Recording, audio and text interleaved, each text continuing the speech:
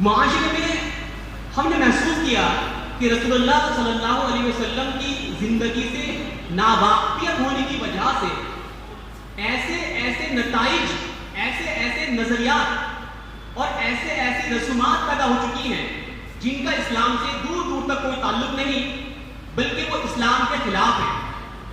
انہی چند بری رسومات، برے عقائد، برے نظریات پر میں چوٹ کرنا چاہتا ہوں، اللہ کی کتاب اور رسول اللہ کی سیرت کو سامنے رکھتے ہوئے۔ اس میں سے جو سب سے پہلی چیز امت مسلمہ کے اندر پیدا ہو گئی، واللہ اعلم یہ کس طریقے سے رائج ہوئی، شاید یہ ہماری لاعلمی کا، قرآن کو نہ پڑھنے کا، حضرت محمد صلی اللہ علیہ وسلم کو نہ پڑھنے کا، نہ جاننے کا ہی نتیجہ ہو سکتی ہے۔ اس کے علاوہ کوئی اور وجہ ہمیں نظر نہیں آتی۔ وہ برائی جو امت مسلمہ کو دن بدن پستی کی طرف لے جا رہی ہے، پستی کی طرف لے جا رہی ہے، اور امت مسلمہ کو احساس بھی نہیں کہ آخر وہ کیوں خستہ حال ہوتی جا رہی ہے۔ اس برائی میں، اس غلط نظریات میں جو سب سے بڑی چیز اور سب سے اہم چیز ہم محسوس کرتے ہیں وہ یہ کہ ہم لوگوں نے دھوکہ کھایا ہے کہ بندے ہونے کے تعلق سے ہمارا اللہ سے کیا ربط ہے، ہماری نوعیت کیا ہے اللہ کے بندے ہونے کے لحاظ سے، اور قسمت پر ایمان لانے سے ہمارا کیا مقصد ہے۔ ہم لوگوں نے قسمت کو جو بندہ ہونے کی نوعیت تھی اس پر اتنا حاوی کر لیا غلط فہمیوں کے چلتے کہ آج ہمارے معاشرے میں عام طور سے کہا جاتا ہے جو کچھ ہوتا ہے اللہ کی مرضی سے ہوتا ہے۔ بھائی جو بھی کچھ وہ اللہ نے کیا، بھائی اس میں کیا کر سکتے تھے، یہ تو ہونا ہی تھا، ایسے ہی طے تھا، ایسے ہی ہوتا ہے، سب کچھ تو پہلے سے لکھا ہوا ہے، جو لکھا ہوا ہے وہی ہوگا، ہم کیا کر سکتے ہیں، ہم روک نہیں سکتے۔ یہاں تک کہ پتا بھی اللہ کے حکم سے نہیں ملتا، بے شک پتا بھی اللہ کے حکم سے نہیں ملتا، لیکن میں آپ لوگوں سے سوال کرنا چاہتا ہوں، آپ بتائیے کہ اگر میں یا آپ شراب پیتے ہیں تو کیا یہ اللہ کی مرضی سے پی ہم نے؟ میں اور آپ زنا کرتے ہیں تو کیا یہ ہم نے اللہ کی مرضی سے کیا؟ میں اور آپ بیاج کھاتے ہیں تو کیا یہ ہم نے اللہ کی مرضی سے کیا؟ میں اور آپ جھوٹ بولتے ہیں، دھوکہ دیتے ہیں، چغل خوری کرتے ہیں، طرح طرح کی برائیوں ملوث ہیں، تو کیا یہ اللہ کا حکم ہے؟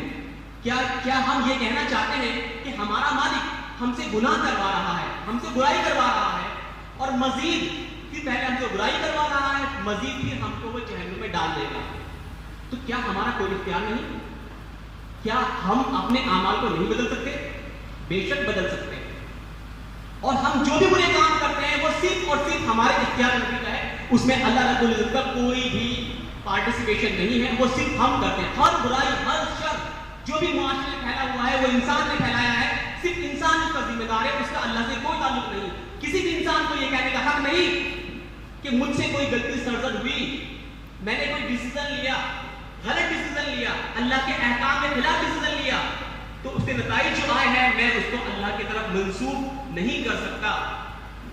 آپ سوچئے ایسا کیوں ہوا؟ یہ صرف وہی ایک نظریہ ہے کہ ہم کو لگتا ہے جو کچھ ہوتا ہے اللہ کے حکم سے ہوتا ہے، بے شک ہوتا ہے۔ تمام کائنات اللہ کے کنٹرول میں ہے، کوئی چیز بھی اللہ کے اختیار سے باہر نہیں، لیکن اسی اللہ نے اپنی اس کائنات میں اپنی مخلوق کو اعمال کرنے کی آزادی دی ہے، اور اس لحاظ سے جو انسان ہے وہ اشرف المخلوقات ہے، یعنی کہ سب سے زیادہ اعمال کرنے کی، اچھے کام کرنے کی، برے کام کرنے کی، ڈیسیزن لینے کی جو صلاحیت ہے وہ اللہ نے انسان کو دی ہے، اور اس کے لیے انسان کو 3 بنیادی چیزیں دی ہیں۔ نمبر 1 انسان کو عقل یا ہم شعور جسے ہم کہتے ہیں، نمبر 2 انسان کو اعمال کرنے کی آزادی، میں جو چاہوں کر سکتا ہوں، میں جو چاہوں پا سکتا ہوں۔ لیکن یہاں جو ہم کہتے ہیں جو چاہوں کر سکتا ہوں، جو چاہوں پا سکتا ہوں، تو یہاں ہماری قسمت کا رول بھی آ جاتا ہے۔ اللہ نے مجھے کسی مسلم گھر میں پیدا کیا، یہ میری قسمت ہے۔ اللہ نے مجھے کالا بنایا، گورا بنایا، بھٹا بنایا، لمبا بنایا، یہ میری قسمت ہے۔ میں کتنے زندہ رہوں گا، یہ میری قسمت ہے۔ میرا رزق کتنا ہوگا، یہ میری قسمت ہے۔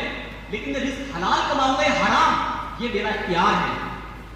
میں گناہ کروں گا ثواب، یہ میرا اختیار ہے۔ میں اللہ کہنا مانوں گا یا نہیں مانوں گا، یہ میرا اختیار ہے۔ اور میں اپنے اختیاروں سے لینے والے کسی ڈیسیزن کو نہیں کہہ سکتا کہ یہ میں نے اس لیے کیا کہ اللہ نے کرایا۔ مان لیا, کیونکہ جنت دوزخ کے کیا معنی ہیں, حساب کتاب کے کیا معنی ہیں, کیا مطلب ہے ان باتوں کا. جب اللہ ہم سے سوال کرے گا روز محشر میں کہ تم نے اپنی جوانیاں کہاں کھپائی, زندگی تم نے کیسے گزاری, تو کیا ہم کہہ سکتے ہیں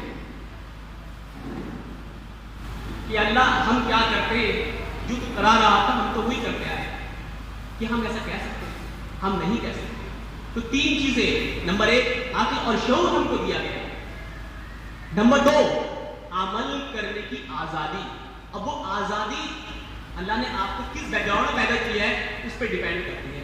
ایک آزادی کسی امریکہ کے پرائم منسٹر کی ہے, ایک آزادی انڈیا کے چیف منسٹر کی ہے یا پریزیڈنٹ کی ہے یا پرائم منسٹر کی ہے, ایک آزادی کسی ایم پی کی ہے, ایک آزادی کھتولی کسی امیر کی ہے, ایک آزادی کھتولی کسی غریب کی ہے.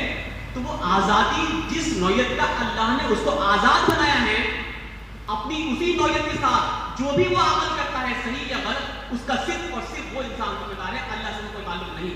اسی کی بنیاد پہ ہمارا حساب اور کتاب ہوگا.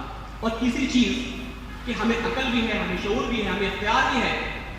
اس کے بعد اللہ نے مزید ہم پہ رحم اور کرم کیا کہ ہمیں رہنمائی دی, اپنے انبیاء کے ذریعے ہماری رہنمائی کی اور ہم کو بتا دیا دیکھیں تمہارے لیے, تم دنیا میں آزاد ہو, تمہارے پاس سوچ ہے, عقل ہے, دماغ ہے, جو چاہو تم کر سکتے ہو, لیکن میں یہ چاہتا ہوں کہ جو مینول میں آپ کو دے رہا ہوں قرآن, اس قرآن کی اتباع آپ نے کرنی ہے. میری مرضی کیا ہے, اللہ کہتا ہے میری مرضی وہ ہے جو میں اس قرآن میں آپ کو حکم دے رہا ہوں. جس کام کو میں کہتا ہوں کرو وہ آپ کو کرنا ہے, جس کام سے میں کہتا ہوں رک جاؤ اس کام سے آپ کو رک جانا ہے.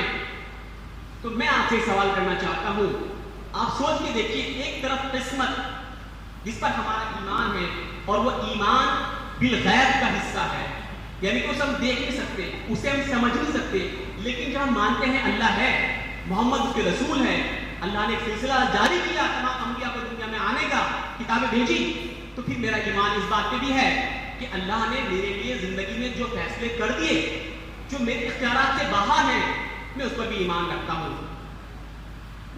لیکن دوسری طرف میرے سامنے شریعت ہے جو کھلی ہے, جو واضح ہے, جو ہدایات ہے, تمام طرح کی رہنمائی اس کے اندر موجود ہے.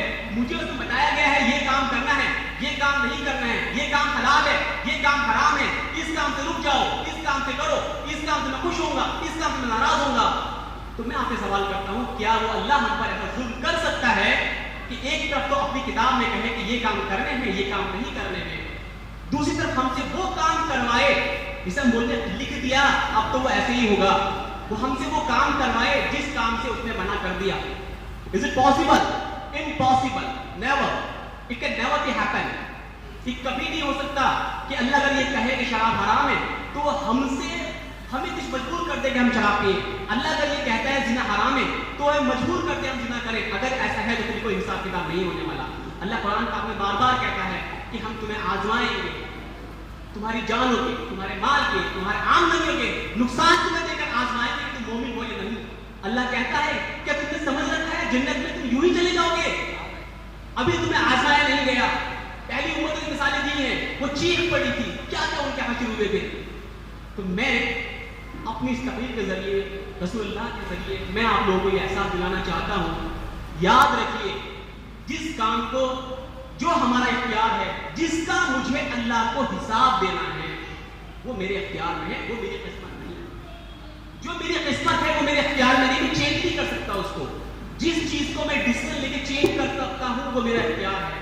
اگر میں اپنے اختیاروں کا 100% صحیح اللہ کی مرضی کے مطابق استعمال کر لیتا ہوں, پھر نتائج جو بھی آئیں میں کہہ سکتا ہوں کہ اللہ تیری مرضی, میں نے تیرے حکم مطابق زندگی گزاری. تو میں آپ تمام لوگوں سے, خاص طور سے اپنے نوجوان بھائیوں سے, نوجوان بہنوں سے, اپنے بزرگوں سے یہ گزارش کرنا چاہتا ہوں, یہ روش چھوڑیے, اپنے زندگی میں اپنے ہر لمحہ اپنے اعمال کو تولیے کہ آپ کا جو یہ قدم اٹھ رہا ہے, آپ جو ڈیسیژن لینے والے ہیں, کیا یہ ڈیسیژن خود بخود ہو رہا ہے یا اس کو میں کر رہا ہوں. یہ ڈیسیژن اللہ کی ہدایت کے مطابق ہے یا اللہ کی ہدایت کے برخلاف ہے. جب آپ یہ نظریہ بنائیں گے تب آپ فیصلے کریں گے. رسول اللہ اور صحابہ کرام کی زندگی, پوری زندگی سے ہمیں یہی رہنمائی ملتی ہے کہ وہ تمام لوگ اللہ کے مطیع فرمانبردار وہ لوگ تھے جن سے اللہ راضی ہو گیا, جن پہ رحم و کرم ہوا, جن کے انعام ہوا, جن کے بارے میں دنیا میں ہی بشارت دی گئی. جانتے ہیں کیوں؟ چونکہ انہوں نے اپنے عقل کا استعمال کرتے ہوئے اللہ کے دین کو قبول کیا, دل سے اسے اپنایا, اپنے اختیارات کو سلب کرتے ہوئے جن کاموں سے اللہ نے روکا ان سے رک گئے, جن کا حکم کیا اس پر چل پڑے, تبھی وہ صحابہ کرام کہلائے. تو یہ وہ پہلا نظریہ جو معاشرے میں عام ہے, جو کچھ ہوتا ہے اللہ کے دل سے ہوتا ہے, کر دیا میں نے غلط, اللہ کی مرضی ایسے ہے. ایک دوست مجھے ایک بات بول رہا, کہہ رہا ہے کہ بھئی نیو ایئر پارٹی ہوتی ہے یار, مزہ آ جاتا ہے, شراب پی کے ڈانس کرتے ہیں ہم لوگ. تو بولا بھائی یہ کیا کہہ رہے ہو, تم شراب پی رہے ہو, تمہیں شرم نہیں آ رہی؟ ضیا بھائی تم کیسی بات کر رہے ہو, جو کچھ ہوتا ہے اللہ کی مرضی سے ہوتا ہے, اللہ کرنا چاہتا ہے کیسے پی لیتا؟ تو بھائی تو کھانا بھی مت کھا, اللہ کھلائے گا تو کھا لینا, تو ہاتھ پیر کیوں چلا رہا ہے؟ تو زندگی تمام کام سارے فیصلے خود کرتا ہے, تجھے عقل اور شعور ہے, اور پھر تو کہتا ہے اللہ کرا رہا ہے. تو یہ پہلا وہ غلط نظریہ ہے جس کی میں نے نشاندہی کی. آپ لوگوں سے گزارش کروں گا کہ آپ اس پر مزید تحقیق و تصدیق کریں.